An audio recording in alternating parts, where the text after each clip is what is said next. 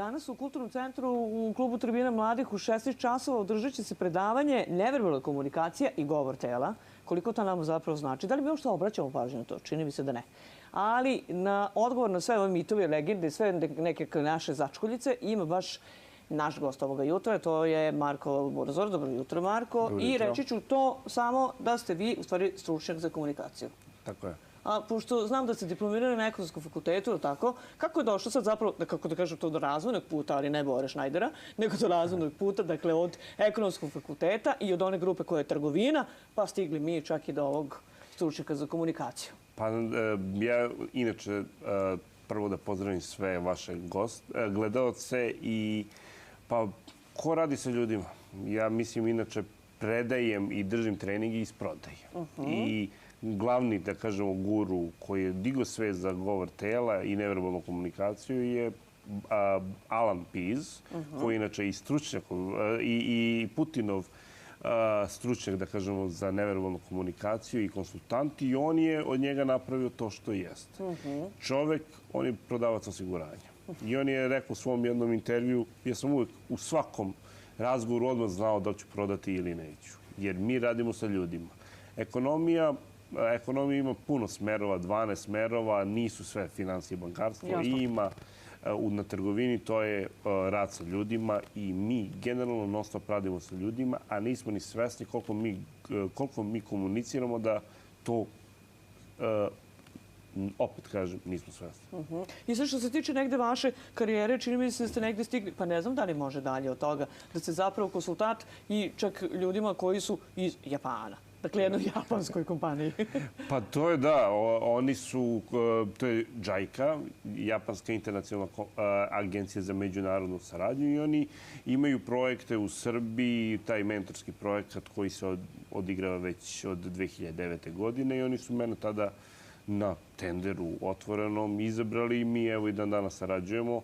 Tako da je meni zanimljivo, pogotovo što imam još jednu knjigu koja se bavi neverbalnom komunikacijom u različitim kulturama, da vidimo da li je to što sam ja pisao i povezano sa praksom, koliko je to stvarno i jeste tako. Da li zapravo je li to primenljivo u različitim kulturama? Dakle, ono što ste vi napisali, je li primenljivo sad recimo u Japanu ili bilo koje druge zemlje? Jeste, ali kažem, uvijek mora da se malo prilagodi, jer svaka kultura ima svoj neki običaj. Bela boja i kod nas nevinost, čednost, pozitiv, dok je ona u azijskim zemljama tugovanje i totalno ono suprotno što kod nas. Dakle, žalost, da. I sad, danas mi pričamo o neverbalnoj komunikaciji i govoru tela. Šta zapravo, Marko, nama govor tela govori? Da li mi uopšte obraćamo pažnju na njega? Mi kao sami, kao individue, obraćamo li mi uopšte pažnju? I da li znamo da iščitavamo zapravo šta se očituje iz tog našeg govora tela? Žene podsvesno bolje obraćaju pažnju nego mi muškarci, ali generalno 93% mi komuniciramo neverbalno, 7% putem reči, i urađeno je jedno istraživanje na Harvardu 80. godina, pustili su nemi film i uzeli su 200 pripadnica lepšeg pola, oni su zabeležili radnju filma, pustili su taj isti film nemi muškarcima, oni su zabeležili radnju filma. Kako? 42% muškaraca je pravilno pogodilo šta se dešava u filmu, dok 87% žena je pogodilo šta se dešava u filmu. Koliko eto, vidite koliko mi obraćamo pažnju zapravo na taj govor tela. Sad vi kada jeste sad zapravo negdje i sami guru, pa zapravo širite to svoje znanje iz tog neverbalne komunikacije i govora tela, koliko nam je zapravo ta neverbalna komunikacija važna, Marko? Ako to gledamo naravno u tom smislu, dakle, našeg boljeg poslovanja i tako dalje. Pa generalno mi komuniciramo podsvesno, a da toga nismo ni svesni. I ta druga osoba, ona podsvesno prima našu informaciju, a da mi toga nismo ni svesni. Mi kad ostavimo loš prvi utisak, mi smo zaboravili i koga smo upoznali, šta smo juče jeli, sve smo zaboravili, ali kad sretnemo tu osobu, intuicija mi govori da mi ona baš nešto, ima nešto. A mi smo zaboravili zašto je to tako. U suštini ta osoba možda labavo se sa vlažnom rukom se pozdravila sa nama, nije nas gledala u oči, ostavila neke, da kažemo, znakove pored puta koji mi se ne sjećamo šta je to tačno, ali mi ćemo pripisati toj intuiciji da je to to. I u suštini neverbalna komunikacija je dosta podsvesna. Mislim, ona je uglavnom podsvesna. Ne možemo mi da je kontrolišemo.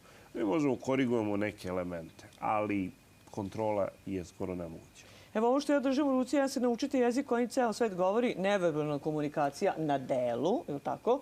Dakle, to je nešto što je prosto izašlo iz vaše laboratorije, hoću reći iz imaginarijuma, onog što jeste neverbalna komunikacija. I šta zapravo to znači kada kažemo neverbalna komunikacija na delu? Pa, to jednostavno je kao praktičan priručnik, zato je na delu. Ja kažem, radim treninge, prodaje i poslovnih veština i uglavnom su mi strane kompanije i domaće i privatne kompanije klijenti. I oni jednostavno, merilo je rezultat. Ukoliko vi imate rezultat, njih ne zanimaju teorije, ja crtam dijagrame, ja objasnim, znate, pronađite... Dajte mi statističke podatke i tako to. Pronađite bolju verziju sebe, vi ćete uspjeti. Ne.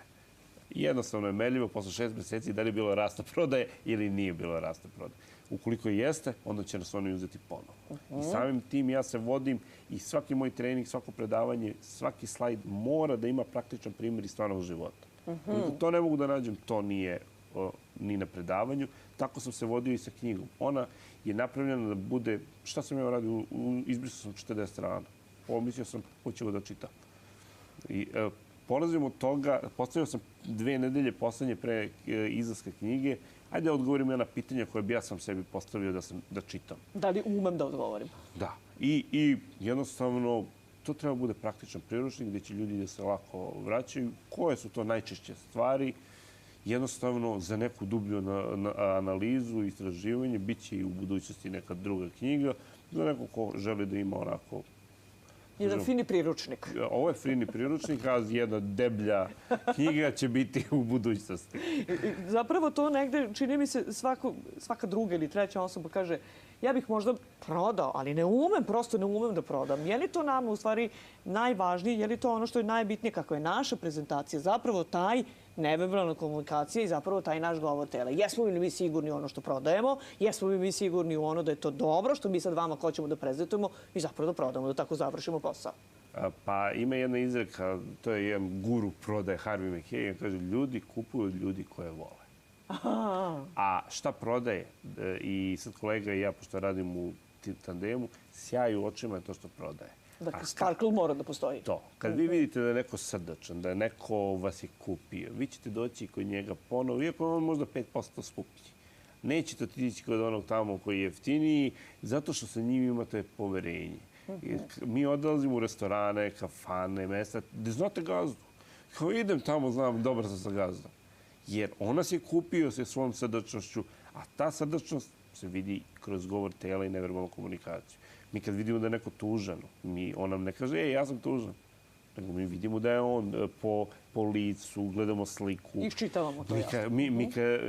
Mi kad ispričamo neki vic, ako se ne smejemo, mu kaže, smešan je vic. Ali nam nije uspeo. Pa onda nije uspeo. Tako da, neverbalnom komunikacijom ono što je najvrednija stvar, mi izražavamo emocije. Jer bez toga emocije, neverbalna komunikacija, to je ekvivalent. I sad, prva ideja negde vašeg predavanja današnjeg je bila za američki kutak, a onda smo shvatili da je zapravo mali prostor, to? Pa u principu su me pitali, a ko si ti kad je bila velika najava, tako da... Morali smo se premestiti u kulturni centar u Tribuniju mladih, koliko znam, zato što tu će ipak biti malo više mesta. Pa recimo do 200 ljudi. Ali pretpostavljam da ni to neće biti dovoljno. Pa šalju mi poruke da ih ubacim, da kažem, preko veze. Evo, dobro, sad jedan kratak test. Ili možemo mi sad da računamo na to? Jer smo mi sad, Marko, prošli kroz vas, kroz neverbalnu komunikaciju, govor tela da ćete vi doći ponovo u Novi Sad i da ćete držati predavanje. Meni Novi Sad stvarno nekako prirastok srcu i to je samo 45 minuta od mesta gde živim. Dobro, bar smo se koliko toliko približili govoru tela i neverbalnoj komunikaciji, a da sa njom negde vešto baratamo sad već. Bar smo na početku. Pa dobro, po meni i na svakom treningu, ja kažem, nemojte da očekujete, ne znam šta da ćemo sad da uspemo. Nikad očekivanje, to ne previše. Ne previše velike očekivanje. Moj cilj je da mi dignemo svest, da budemo svesni. Kad ostavimo prvi utisak, da ne ostavimo loš, možemo da ostavimo normalan. I to su neki minimumi. A sve ono preko je plus. I sad, jedno predavanje će se desiti danas, dakle, u Kulturnom centru, a sutra? Sutra smo u Vrbasu. U 19 časova, ja? U 19 časova u bioskopu Jugoslavije. Tako da... U bioskopu Jugoslavije, u ulici Maršala Tita. Da. Tako da nadam se da će biti isto. Pretpostavljam da bioskop isto neće biti dovoljno veliki prostor da se to sve uradi, pa čini mi se da ćete morati, ti sami ste rekli, 45 minuta nije ništa. Pa nije ništa 45 minuta. Sigurno, zato vam treba sat i po da izađete iz Beograda, ali to je u redu. Sat i po mi je trebalo da izađem iz Beograda, odslušao sam 2 CD-a, a put ovde 4 pesme, tako da... Tako da ćete stići svakako mnogo pre nego što da izađete iz Beograda. Marko, želim vam mnogo sreće, koliko danas, toliko sutra u Vrbasu. Što se tiče nas, evo Vojvođana, čini mi se da smo mi odredili da negde podignemo svoju svest na više nivo. Mi svašta nas mrzi, to znate jako dobro. To je tako nekako malo taj letargičan naše podneblje. Ali evo, kada postoje ovakvi ljudi, ovakve turbine i motori, onda mi moramo da krenemo i moramo da radimo onako kako radite vi. Mi kad dođemo u Beograd zapravo ne znamo ni koja je boja na pešačkom prelazu. Prosto sve toliko užurno da mi to sad ne možemo da stignemo. Možda postoje neki ljudi koji mogu, ali 80% ljudi sa naših prostora ne može. Ali kada postoje mentori kao što ste vi, onda ćemo mi to da naučimo. U svakom slučaju, kako kaže Marko, i vodite računa stalno o tome, Charles Dickens je davno to rekao, očekivanje nikada ne prevelika, čak ni velika, nego ono koliko možete. Marko kaže, ostavite normalno utisak pri prvom nekom kontaktu, a dalje ćemo negde uz njegove treninge i uz sve pomoći koje može da nam pruži